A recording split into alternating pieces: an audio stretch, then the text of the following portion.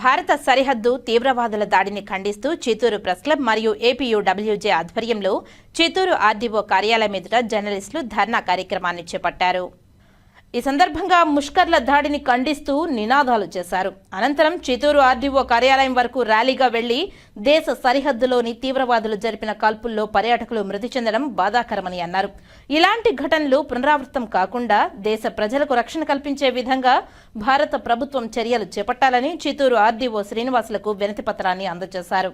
ఈ కార్యక్రమంలో Chittoor press club అధ్యక్షుడు రమేష్ బాబు, కార్యదర్శి కాళేశ్వర్ రెడ్డి, ఏపీయూడబ్ల్యూజే జిల్లా అధ్యక్షుడు లోకనాథం, ప్రధాన కార్యదర్శి మురళీకృష్ణ, ఉపాధ్యక్షుడు ఇఫార్ అహ్మద్, రాష్ట్ర కౌన్సిల్ సభ్యుడు అశోక్ కుమార్, చిత్తూరు ప్రెస్ క్లబ్ ఉపాధ్యక్షులు పవన్, శివ, కార్యవర్గ సభ్యులు చంద్ర, రాజేష్, అయ్యప్ప, సీనియర్ జర్నలిస్ట్ హరీష్, హేమంత్ కుమార్, వీర రాఘవులు, చంద్రశేఖర్, ఐరాల చిన్న, అప్పు, గంగాధర్, నెల్లూరు నియోజకవర్గంలోని ఏపీయూడబ్ల్యూజే అధ్యక్షుడు తిరుమల తదితరులు పాల్గొన్నారు.